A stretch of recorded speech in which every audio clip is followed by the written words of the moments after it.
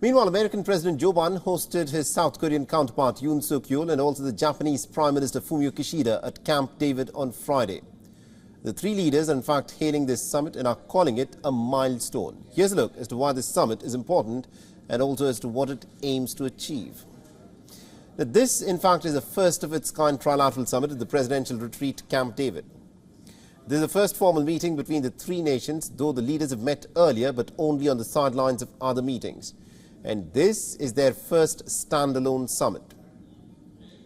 The meeting comes amidst high geopolitical tensions. All the nations, of course, share the same concerns, especially on threats from North Korea and also on the basis of an assertive China. Now, these threats have prompted an increased cooperation between the three leaders, which they have hailed and have termed as a new era in their ties. The leaders have agreed to make the summit an annual affair going from here on. A key aspect of the summit is that it brings together Japan and South Korea. The two nations have also had some very frosty ties historically due to the unresolved disputes stemming from Japan's colonial occupation of Korea. But the current situation in the region has prompted a thaw in their ties. Now, during the summit, the leaders also fell short of announcing any formal alliance. However, they've agreed to expand their security and economic cooperation. The leaders have also agreed to hold military training exercises annually. The trio has also agreed to boost communication mechanisms. A three-way hotline will be set up between the three nations for times of crisis. The three nations will also jointly develop an early warning system to identify potential supply chain disruptions and counter economic coercion. Now, though President Biden has said that the summit is not about China, the leaders have issued their strongest joint condemnation of Beijing. In the joint statement, they've called out China's dangerous and aggressive behavior. The statement has also mentioned that there will be a strong opposition by the leaders of unilateral attempts to change the status quo in the Indo-Pacific region. Meanwhile, they've also called out North Korea explicitly in the statement. The leaders have agreed to improve joint response ability on North Korean nuclear threats.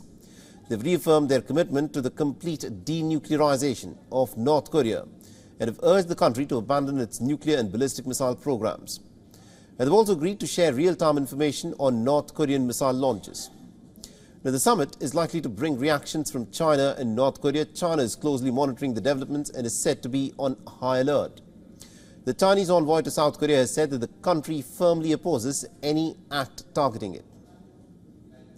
Now, China had earlier warned that the summit could, of course, increase tensions and confrontation in the region.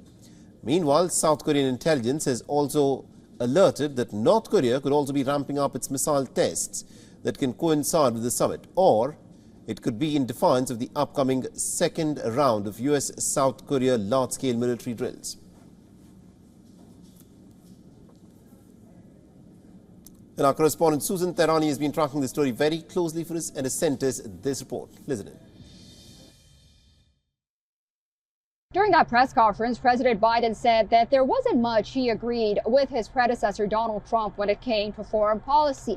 While that may be true in some areas, notably reinforcing America's alliances abroad or giving local support to democracies around the world on issues regarding trade with China or reestablishing ties with Saudi Arabia and the United Arab Emirates, the Biden administration has more or less taken the same path as the Trump administration. What was interesting regarding China was that during that 30-some-minute press conference, none of the leaders mentioned China even once until reporters started asking questions. Republicans across the aisle had hoped that President Biden would have taken this opportunity at this summit to be more frank and take a more stronger approach when it came to China, notably what America and its allies would do should China attack Taiwan. Susan Tehrani reporting from New York for WION. World is One.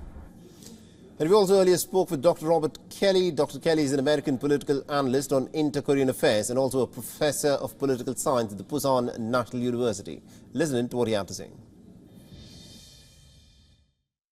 Sure. I think the most important, thank you for having me. I think the most important takeaway is the fact that the U.S. was able to convene South Korea and Japan together at the summit level in one place, right? And the very fact that the summit is happening is actually probably the most amazing takeaway. Just a few years ago, South Korea-Japan relations were really, really poor.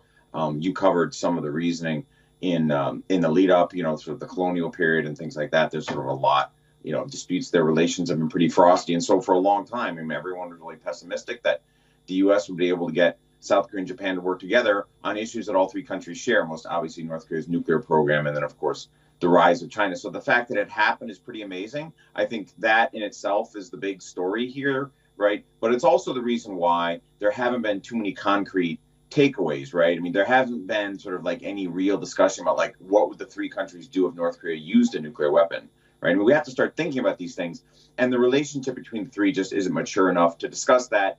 So we got the hotline, and you get some vague commentary about whether there's going to be more strategic consultation, and that's great. It's better than nothing.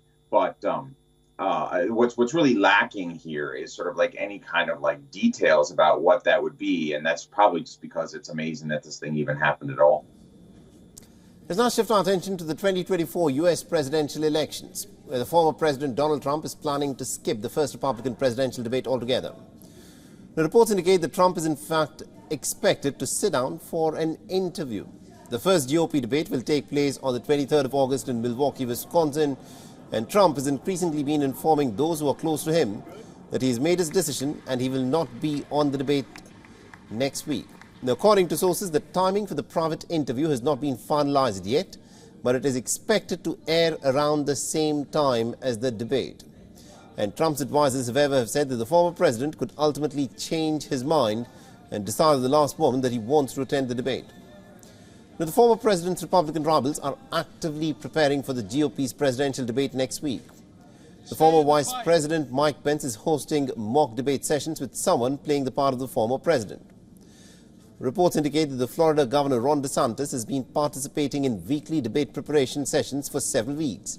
And Nikki Haley, the former ambassador to the United Nations, is also preparing in full force. Meanwhile, the primary debate is the first of the 2024 cycle. It will come just over a week after the former U.S. President Donald Trump has been indicted for the fourth time, and this time for his efforts to overturn the 2020 elections in Georgia. The second presidential debate is scheduled for September at the Ronald Reagan Presidential Library in California.